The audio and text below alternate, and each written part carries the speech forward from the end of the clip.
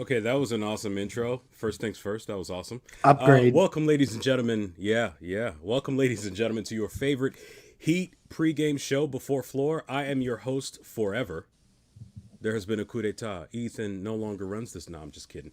Ricky J. Mark, and with me is an elite panel of 5 recent sports contributors and insider. Of course, you have diagonally from me, Greg Sylvander. You have Brady Hawk just beneath me, our young prodigy himself, who, believe it or not, knows exactly who is going to win the 2028 presidential election. He already has the breakdown for it. I don't know why he's talking politics, but that's his business. That's his life. And last but not least, you have Jonathan Ramlakan, who was giving me beard tips right before we went to air. How's everybody doing? Everybody's good? Let's Great. do this. This is a big All game. right. It is. It is. But before we talk about that, we got to pay some bills, and I'm going to do my best to not stretch it out as much. First things first, most importantly, insurance by Lynette. If you need help with insurance or you need somebody that's got your back, consider insurance by Lynette. Even if you've got like a shaky driving record, which, of course, in South Florida, that's practically everybody. She will fight for you. You've probably seen her in the comments already, and she will do so aggressively. That's the whole point. Aggressive insurance. I kid you not. She's wonderful. She'll make sure you're settled, along with free notary services and all that sort of stuff. So if you want to reach out to her and if you want some insurance, she'll take care of you. Go to 954-581-8800. That number again is 954-581-8800. And of course, you saw right before we went live, you may have seen, maybe not, Biscayne Bay. Local businesses matter in this day and age, and Biscayne Bay is a brewery that aims to make your taste buds feel right at home. They've got a variety of different views. You go to BiscayneBayBrewing.com. You can check all of that out. Very soon, hopefully, everybody gets vaccinated. We're all taking care of our business. We'll be able to have, 5 recent sports events. We'll be able to go to movies. I don't know about you, but I'm ready for it. It's about that time. Why not grab a cold one? Yeah, it is about that time. So by all means, of course, go to BiscayneBayBrewing.com. Okay.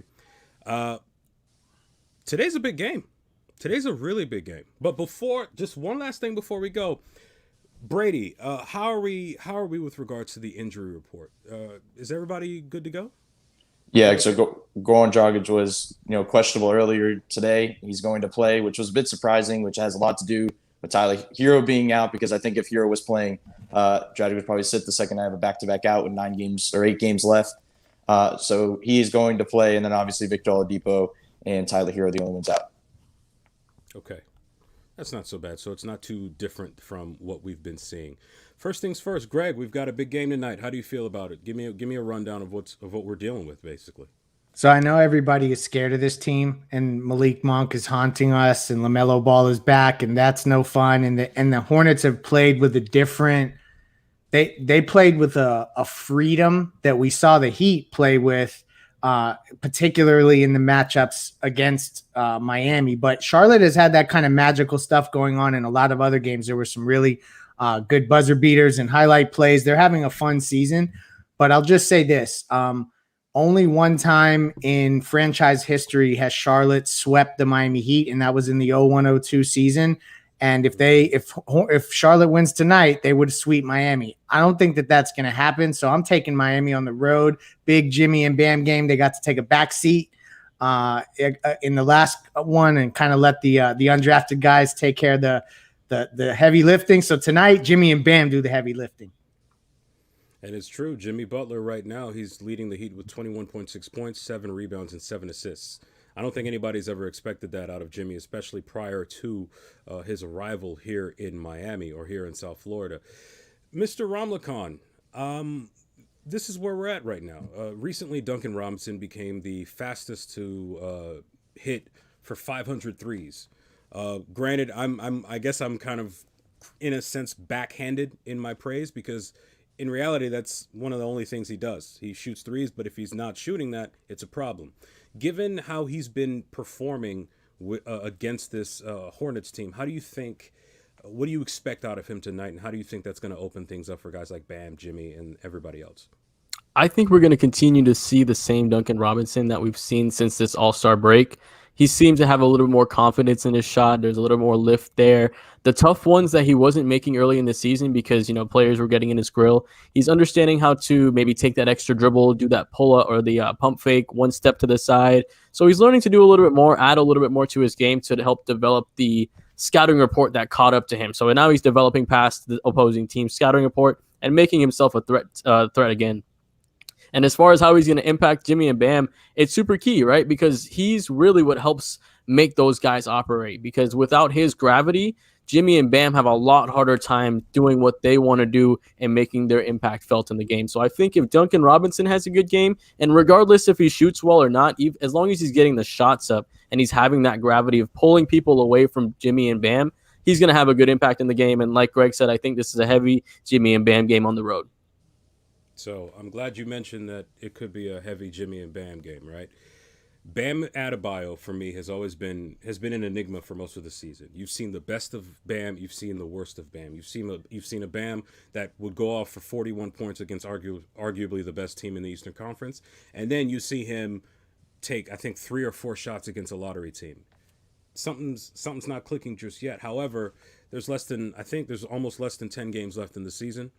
And as a matter of fact, when you look at tonight, if the Miami Heat win tonight, and I'm going to swing this over to Brady, if the Miami Heat win this game tonight, they are guaranteed no worse than a play-in game. Is there still time for this Heat team, not only to get a Bam that realizes that he needs to take that next step offensively and be a consistent threat for this team, and is there a way for Miami to potentially escape the play-in game? What are your thoughts on that, Brady? Well, I just think Bam, in a playoff setting, when he gets there, I think things change a bit. We saw it in the Boston series. Things flip when you're in a certain, moment. When you're playing the Cavs on a Saturday night, maybe that doesn't click the same way. But I do think, talking about tonight specifically, Charlotte plays a lot of these lineups with PJ Washington at the 5, a lot of these smaller lineups, which means that Miami's bigs can really benefit tonight specifically, especially Dedmon, because obviously they use those lineups later on off the bench, and if Dedmon can punish those types of things. And, speaking of Bam's development and choosing when to do certain things, one of the main things is him going into the post. It's something he's not very comfortable with. He likes the face up. But when he's getting into the post against a smaller guy, he just got to take advantage of it. We've seen it. We've talked about it. And tonight he's going to have those opportunities, and, he's just going to have to take advantage of it. But when talking about, him long-term in, this season with a playoff, with a play-in, I just think it's going to have to come down to him stepping up. Even yesterday, we saw a bunch of guys in double figures, and he was one of the few ones that had the least probably amount of shots. I think Duncan Robinson none, and Trevor Ariza had more shots than him throughout the game, and that's going to be the next thing. He's got to be that guy to take those shots, and I think he will. When he realizes it in a playoff setting. So, Greg, we've always been talking about random scrub Heat killers. We know that Malik Monk has been tormenting this Heat team throughout the season and even throughout the years, but I can't help but notice that with Dwayne Dedmon now on this team, you have a defensive presence on the inside that's not named Bam, and historically, whenever players have that guy, that insurance policy behind them, it allows them to be more bold defensively without necessarily fouling. Do you think that Dedmon's continued integration within this team will perhaps change the way Miami is known for giving up threes the way they have? It's an interesting thing because, I think you're alluding to Bam maybe using his discernment to be a little bit more aggressive if he's going to show hard, and if he's helping and stuff like that. All I can say is since Dedmon's came aboard, as I'm looking through here, 2 games, so at Minnesota and the San Antonio game, Bam had 4 fouls. Every other game he's had less than that.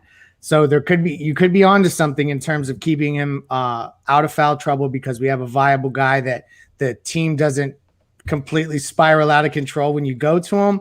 I don't know that necessarily will translate to stopping 3-pointers, but against this Charlotte team, it has to. This is a team that you can pressure them to make mistakes. I think that they need to deploy that. Who did they play the other night where they did the half court trap that kind of turned into a 2-2-1 zone? It's slipping my mind who exactly. Was it? Yeah, maybe that was the San Antonio game. Correct. I think they need to go to some of that tonight. I know that can be dangerous with 3-point shooters, but Charlotte's going to make mistakes if you can kind of, speed them up. So that's what I'm looking for. You see, that's interesting. So, based on where we are right now, I know I know I already set the stage. We've got roughly less than 10 games. Oh, yeah. I mean, he's got those beautiful eyes, Vux Rugs. I don't know how to pronounce that. So, never blink, Jonathan. Never blink. It's game time now. We've got a few games until the playoffs. Essentially, once again, the Miami Heat are in control of their destiny. Matter of fact, I'm gonna swing this over to you, Jonathan, Mr. Blinky.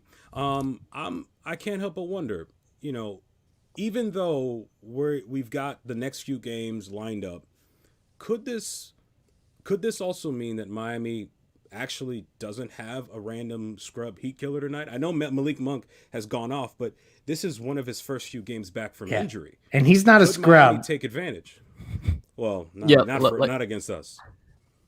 Like Greg said, he's not a scrub, right? And I guess when you have the main guys playing, you're not so worried about those random scrub heat killers, because with Charlotte, it's been more, Terry Rozier, Devontae Graham, those kind of attacking players that penetrate the defense and then cause havoc for us overall. So I don't think really it's the scrubs for Charlotte. It's really those main guards that are able to attack, get past our initial defenders, cause somebody to help, and then nobody's helping the helper. And then like you said, sometimes there's an open three. That's kind of what happens with that. So with Charlotte, I don't think we're going to see random scrub heat killers, right? We're going to see guys hit open shots if the guards are able to penetrate and set them up. I mean, Cody Martin, if you want a name, there's a name. Cody Martin is your random scrub heat killer tonight if there's going to be one. That's fair. So I'm going to switch this over to okay, so it's funny because next week Elon Musk is apparently going to be going on SNL, and for those of you that have been following this on Twitter and online, he's been really talking heavy about Dogecoin and all this other stuff, right? And I'm not big on crypto. I don't really know all that much about it, but we do have quite a few people in the network. And it's interesting that we have people in the network focused on crypto, because we do have our own kind of cryptocurrency, and it's KZ coin. KZ Okpala. This guy's been an enigma from the beginning of the season. I don't actually own most of the coin. That goes to our boy, the Lord. But here's the thing. Is there a chance in which we might see more minutes from KZ Okpala in the lead up to the playoffs? Or is this the time in which Spo will be really leaning into the veterans such as Ariza, Iguodala, and so on and so forth? Brady, I'll swing this one over to you. Yeah, when talking about this season, I just don't really see that being an option. Thank you. Looking at even Tyler Hero being out, they needed a wing to plug in, and they go to the two-way guy, Max Strus, and he produces. So this is a long-term plan. It's a guy that has potential. It's going to be the description that's constantly linked to him. He needs time. He needs G League. He needs a lot of things to kind of get into NBA level speed. And there's a lot of guys like the Max Struses of the world who are capable of just plugging right in and producing. So, KZ Okpala is an interesting player, much like Precious Achiuwa, just needs time. And if he's not getting playing time now or recently when there's been openings, he's not going to get it, moving forward. So Strus, that's interesting. Strus had, a few moments here and there last night and in recent games. And this one, I'll swing this over to you, Greg. Could this be a moment in which Strus figures out what he needs to do in order to get consistent minutes on this team? Or was this just another flash in the pan for yet another one of Miami's role players? So I've always been a Max Strus fan. I do not do this often because it always burns my ass eventually. But I was first on the Max Strus stuff just because a buddy of mine who's out at DePaul said Keith Askins is at every game. And so then I looked into it a little bit more and caught wind of that ahead of time. Anyway, I think you're onto something. I think that there is credence to the idea that Max Strus not is going to be like some pivotal contributor down the stretch here, but if he can have these games where he shows the high potential of hitting 3, 4, 5 3-pointers in a game because of the way that can swing momentum and it's just such a shot in the arm, I have a feeling that can help them justify letting a Kendrick Nunn walk. Not that they fill the same roles at all, but just that they would look to kind of use their cap resources in another direction. Potentially. Again, I'm speculating, but I think Max Strus with these weird games, Goran's playing tonight. That tells you it's a big one, but with Hero out And obviously, with Depot still out, I think Max Strus has an opportunity, no doubt. Yeah, Greg, I'm with you because when I saw that Miami initially got Max Strus, I was actually happy because I remember seeing him play in college, and there's a certain physicality about the way he plays the game of basketball. We all know that he basically earned a roster spot in the preseason when he went off from deep that one game. I think it might have been against Toronto. Correct me if I'm wrong, those of you out there in the ether. But you see, the thing with Strus is I think he to me he projects to be more than just a 3-point shooter. He's a guy that's not afraid to attack the basket and actually dunk on somebody.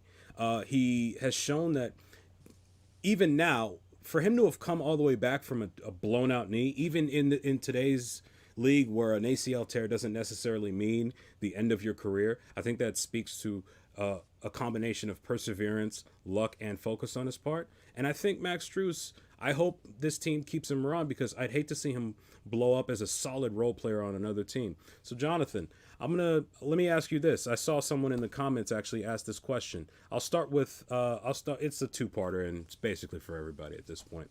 Can Nemanja Bjelica or Belly be redeemed at any point in this season? I mean, we started him a few times. Well, not started.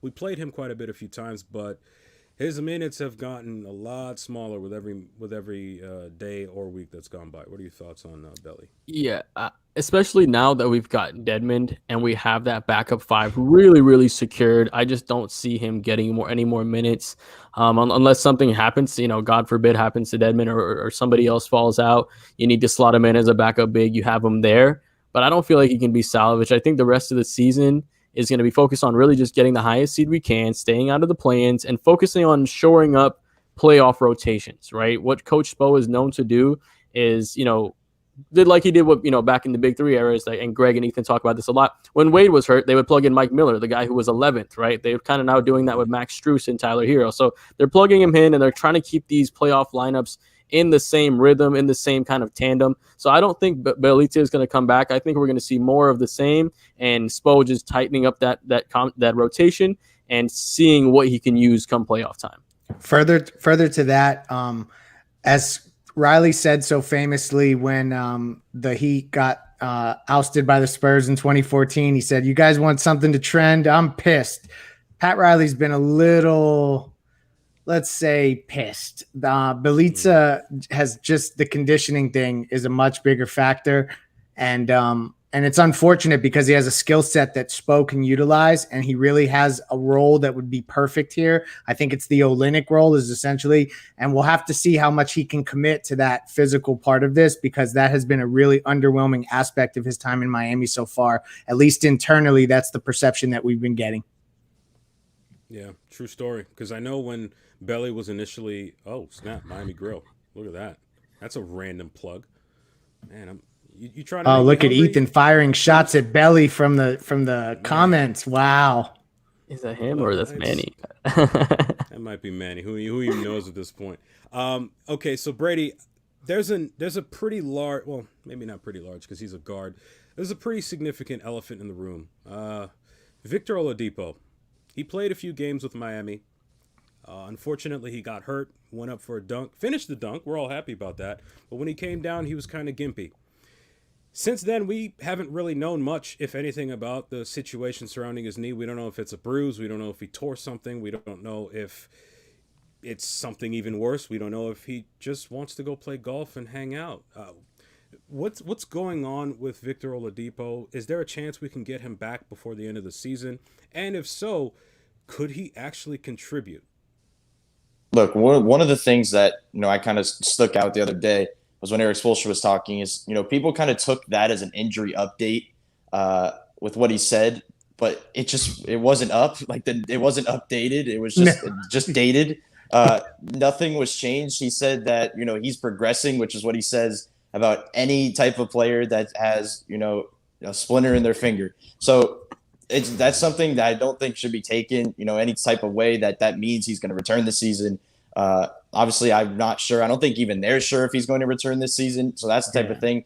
But obviously, when talking about his role, I just think that's what they missed. And it's interesting when talking about the starting lineups or what they can interchange with Kendrick Nunn playing so well. But honestly, they just need that second attacker that we talked about all season that they missed. The reason they got Victor Oladipo was to get a secondary attacker for Jimmy Butler. And, even looking at last night when Jimmy Butler, was honestly just missing shots that he's usually not missing, that's where Victor Oladipo comes into play, and that game doesn't get out of hand early. And you don't have to worry about Max Strus hitting 5 threes to kind of keep you in it. That's the difference maker. And if he has a chance to play again this season, they're going to need him on both ends of the floor, especially with their identity if they're going to want to keep this defensive thing rolling. How incredibly dope is it that Brady Hawk is like a press conference vet to he's like, oh, I understand what Spo's talking about. I know the Spo speak. I know that that's a canned answer. That is awesome right there. Anyway, the other thing I wanted to mention about Depot is I've always Ethan and rightfully so, because he's hearing it from reputable places, don't expect Depot back is kind of what he's consistently been hearing. And we all know that that's trustworthy information. I've always been on the other side of that, because I'm like, how the hell can this dude go into free agency right now off a 4-game stint with Miami in a rocky season where he was kind of just sent around for peanuts essentially and expect to do anything in the free agent market. So I just always thought how the hell can he actually sit out? So I've expected him back just based off of that dot connection. Do you guys feel that I'm overreacting? How the hell can he go into free agency like this? Would he get more than the mid-level? I mean, I think initially, the first thing you want to think of is if he comes back before the free agency and then he blows out his knee again, that his value collapses even more. I would think, right? So you don't want to come back too early from an injury and then you mess yourself up more. I think maybe preserving yourself and then going for a 1-and-1 deal, next year might be what might be in the books for him. That's interesting because, we have seen in the past where players have gotten hurt and heading into free agency, and then they sign a big deal. Klay Thompson, Kevin Durant, these are examples. The difference is, however, we knew what they were doing prior. Yeah. Yeah, that's the thing. And not only that, before the injury, Victor Oladipo was in the process of coming back. I just hope that for his sake personally, because, he doesn't pay my bills, even though he's more than welcome to. He has the money. I just hope he doesn't go down the same path as DeMarcus Cousins, because DeMarcus Cousins at one point was in line for a Supermax, got traded to New Orleans, and then his Achilles burst, and then ever since then it's been minimum deals ever since. And I just hope that doesn't happen. I do know that when it comes to Victor Oladipo, there was a time we could see that his instincts were there. But in terms of his positioning and his placement on the court, there were times when he would bump into Duncan Robinson, when Duncan would be shifting out to the corner because he didn't quite know where his spot was going to be. It's a tragic story, but like Jonathan says, I think it's very possible we could see a kind of 1-and-1 situation where perhaps Oladipo gets a player option. If he realizes his value is high enough after a successful comeback season, he signs a deal not unlike the one that Wade signed in, I think, 2015 for that 1 year, because he's quote unquote back. I think at that point for Miami, I think it makes it a lot easier, because heading into next season, if Oladipo comes back healthy, he has a full offseason rehabbing with the Heat's training staff. You basically have Jimmy Butler, Victor Oladipo, Bam Adebayo, and then you can figure out, okay, well, we already have Tyler Hero. We can go over the cap to re-sign some of the other guys on this team, and then you can move forward with a much better set of potential trade bait if necessary than Miami did in 2017. Because remember, in 2017, when they re-signed all those guys, those were all journeymen and role players. Yeah. Depot and some of the guys that Miami might be able to bring back next year are all-star caliber almost. Just right? don't forget, Oladipo turned down $90 million from Indiana and then $92 more million from Houston. Don't forget that. That is insane. Yep. Good luck for him. He is betting on himself on some Dion Waiters stuff. No, that's true. That's true. And look, that's a situation with regards to his between him and his agent. I mean, if you want to bet on yourself like that, as unpredictable as injuries can be in this league, especially with everything else going on, I'm sorry. He should have taken that deal. I don't think Miami should feel pressured in any way, shape, or form to pay him because he turned down a deal with another team. Agreed. That's none of their business. So heading into tonight, we're pretty much running down. We're not that far away. How do you guys feel about tonight? Do you think Miami takes it? I'll start with you, Jonathan. Yeah, I do think we take it. Playoff time is around us. I think Jimmy's going to give us a better game. He wasn't doing too much last night. He wasn't necessarily a negative on the floor, right? But he was just He's kind of doing resting. the little things and getting everything done. And it was a blowout win, and we didn't really need him to be all that. So I think tonight, hey, he can come out. He can attack guys on defense, right? They're not many great defenders. If he gets like LaMelo matched up on him, Devontae Graham, Terry Rozier, if he's able to split, get these mismatches exposed, he can take these guys and work them on the post and get his shots at the rim, draw the fouls, do things that he has to. I think Jimmy comes out. He has like 10 to 12 free throws. He sets the tone, and then Bam is able to fill the holes. He has a double-double, and we get a win tonight. Brady, how do you feel? Yeah, I agree. I think it's, Jimmy Butler type game. But since he touched on Jimmy Butler, I think the guy that really can step up tonight, as I mentioned earlier, is Dwayne Dedmon again. He's been, very good. And like I mentioned, it's a player that can punish the, smaller lineups. And I think he's done that pretty well. He's shown that he can put his back to the basket. He goes up, grabs offensive boards, and goes up again. And that's what they needed, and that's what they're going to need tonight. And I think he's going to be pretty big for them. I think they get a win. Well, y'all know that I'm not ever going to ever pick the Hornets of all teams in this big of a game. It looked like where did I read this here? Bear with me. I'm going to pull it up quickly. The scoring was really spread out in the last game. I think I read that there was like 6 or 7 guys that scored 13 or more in the last game. I don't think it's going to be like that. I think this is going to be a Jimmy 25, 27 point per game night. Bam goes off. Heat win. They cover the spread at 5.5. If any of you guys are out there betting, and take the overs on all of Jimmy and Bam's stats on Prize Picks. That's all from me. Duncan over 4 threes too. Exactly. Interesting. You see, I might have to agree with Cesar Orozco. I'm legally required to bet on the the Hornets tonight. I don't know. It's just they've had Miami's number all season, and I don't see. Yeah, Miami beat the Cavs last night. Congratulations. You're supposed to beat that team. I'm not convinced. So we'll have to see what happens at this point. They haven't swept us in 19 years, Ricky. That's 19 true, years. Is this going to be it? All streaks come to an end at some point.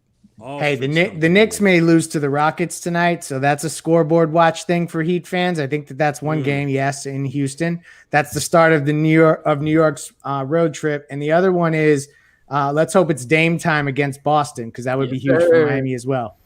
Oh, for the record, the Knicks did already clinch a play-in spot. Just let's end the show there. Bye, everybody.